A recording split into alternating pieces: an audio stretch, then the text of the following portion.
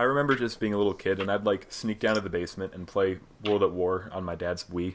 Yes, we had COD for Wii. I know. We don't need to talk about that right now. I'm But leaving. hello, guys, and welcome to the first episode of Banter Wagon, the new podcast brought to you by Skirata Gaming.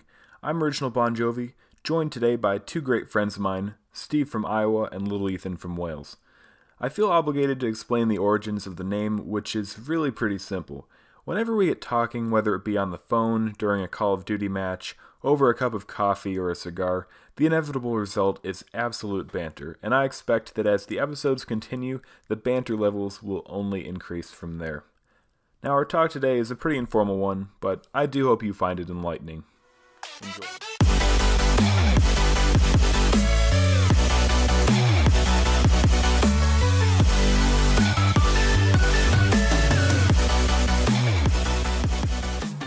I can do this. As you both know, I had trouble choosing a topic to talk about today, so I figured we'd go with the most difficult one possible.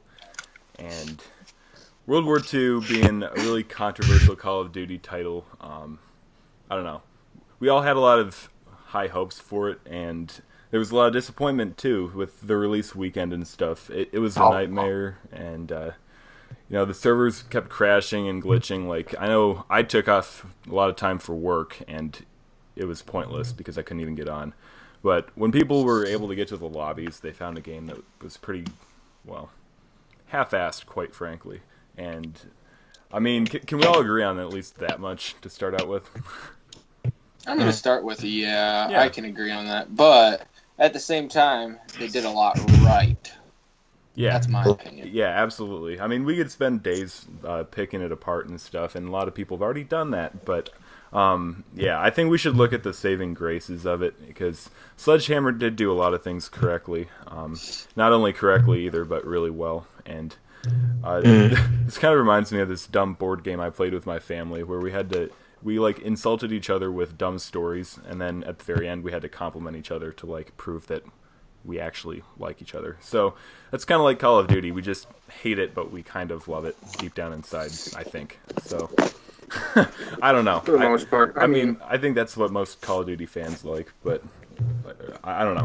So, Steve, I'm just going to start off with you being a director. What do you like about the weapons in World War II specifically? Well, I'll say this much. For sure, they definitely look clean cut. That's one thing I've liked about Sledgehammer. They always make their weapons at least look good. Yeah, I agree. Even though sometimes weapon balancing, that can be a different topic. But at least technically, they look good. Camos, slightly disappointed on, because I think they could have done way better with camos. Yeah. Because it's not even, in my opinion, it's not really worth it to go for diamond and all that. Yeah. But other than that, I would say the best camo in the game is probably gold. Mm-hmm. Yeah, I would agree with that. We have gold on the MP40 Son of Mars on the clan account, and it does look really nice. I'm not gonna lie. See, but I'm gonna personally shout out here from someone that's got diamond on every single primary weapon. I like diamond because I feel like on a weapon like the Thrive, which you can earn armory credits, which is amazing, it looks so badass on it. I love diamond. That's what I'm happy with. It's I don't have any. Personally, I don't have gold or diamond. I've never been one to play for camos, but I should probably try it sometime. Mm-hmm. But yeah, aside from the camos, I like the weapon variants. I know when they said that they were going to have variants. Yeah, I agree. Everyone threw a fit and they're like, it's not real boots on the ground. But I mean, I don't know. They did variants really well in IW, and then of course Sledgehammer back on AW. I loved the variants. Definitely an important aspect of multiplayer. That if they didn't have those, I don't know, it would be awful. Boring. Frankly. Yeah. Very boring. Yeah, I really love my my Son of Mars and my Blue Sky. I would not want to give that up. And the Iron Curtain, I think that's what it's called. That's my one of my go-tos. But I don't know. I think that I think they did that really well. And in spite of what everyone said leading up to the game, I think that the variants and just the guns as a whole have been really impressive. Like, going from AW to World War II has been actually not bad, because like I get on there and I play around with the SVO Battle Worn, and then there's the Car 98K, which is pretty spicy too. The sniping feels really similar, which I guess it would, but even though they gave it a little nerfy poo here this last yeah, couple days, the car. Yeah, in spite of the nerf, which I haven't messed around with that since the nerf, so I don't know how that'll be, but I might have to go test that tonight. Oh, basically the ADS is now the same speed as the Springfield, which is like the M1903. But I'm going to say this at Sledgehammer, and I'm adding Sledgehammer. We'll tag him in the tweet, too. We need to fix the variants, too, because the variants didn't get touched in that nerf. The variants still are at the same speed. Yeah. Now, something I'd like to touch on real quick is army credits and collections, because I'm thrilled that that's in this game, because that gives me something to aim for. It's like, if I opened a supply drop and I got just a costume, I'd go, oh, for God's sake, why have I got this? I don't care about it. It's ugly. I don't care. But now that collections are here, I look at the different side of things. That might cost me 8,900 credits, and I've just saved that. And like, from someone that's gotten Prestige Master, army credits, they're so needed. And I've got 29,000 saved up for this new Resistance event that's coming on the 29th. And I'm just going to be hitting out the game again.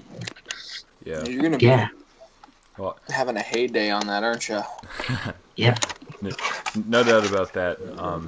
But something that's new to this Call of Duty pretty much is the divisions thing. I don't know if it really levels the playing field with regard to like perks and stuff. Let me just start it this way. The old perk sets, you could have, your set perks, like we'll say back in Black Ops 3, lots of people, this is competitively speaking. Yeah. A lot of people would run as your perk 1 would either be Afterburner or Flak Jacket. Right. Or if you had a spot, they'd run both. Then they'd always run Fast Hands. I didn't see anybody not use Fast Hands, I think, unless it got banned for some reason. Mm-hmm. But then your perk 3 was either a Dead Silence and Tac Mask or Dead Silence Blast Suppressor. Right. What the divisions do, in my opinion, it makes people play out of their realm into a different thing. Mm-hmm. Where like in Search, you might see one guy running Mountain, but you might see two guys running Armored with Hustle or Scoped, or they're running Infantry with Inconspicuous. See, it just makes it because those divisions have different perks. Right. So like Infantry, you can strafe with an A. You can strafe with weapons faster. Armored, you can eat nades. Yeah, I think that's definitely true. What were you gonna say, Ethan?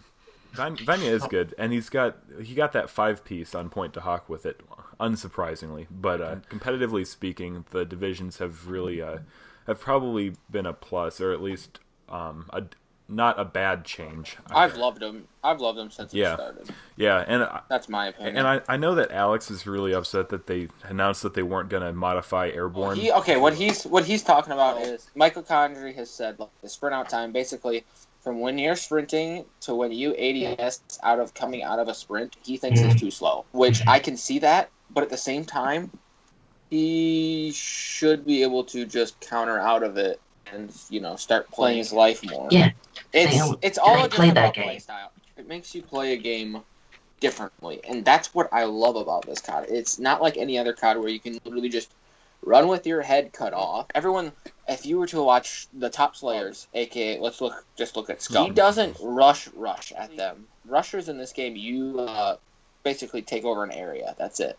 Right. Yeah. That's all. No, that's definitely true. Mm-hmm. If they do what the community says, instead of their Twitter be full of fix this, fix that, why is this a thing, then they'd be full of nice comments and they'd be happy and they'd be like, we've created a good game. People think, like, I bet they're thinking, how come MW3 and 2 got such good game reviews? It's because They need to go back and play them games and figure out what made it so good. Well, Yeah. I don't know if it's entirely fair to say that they're not, because I don't follow around the Sledgehammer guys and figure out what they're playing and what they're not. But I think that there's definitely things that they could borrow from that to make World War II better as a whole, for sure. And I mean, yeah, like just mechanics wise and stuff. Like, there's definitely some things that they could change. From someone who's gone from Prestige level 1 to Master, I don't feel like you get enough, because from what I know, there's nothing you get for hitting level 133, say. They need to introduce, there's not a Grease Gun Candy 2. Yeah, they could use that. Well, but like, I mean, the logos are amazing. I love them. We haven't touched on it yet, but I like the visuals of the game, which I don't think that really anyone can dispute that they're amazing. I don't have a PS4 Pro, but even on this one, it looks pretty good. And I think that compared to the last few, they really did a good job with the lighting and the colors. Well, which, with the exception of headquarters, I say that because I think they could have done that a bit better. I love that because every day it makes you want to go in like, oh crap, I've forgotten to get my daily login bonus. So you get your free 100, your 300 armory credits if you've got a certain day streak. You can go and pick up your contracts. You can commend people. It kind of brings together a community. And the thing is, I feel like Headquarters has got so much more to it, because I believe that before the game actually came out, Condry said that like once a month you'll have you'll be attacked and you'll have to defend your headquarters. I would love that.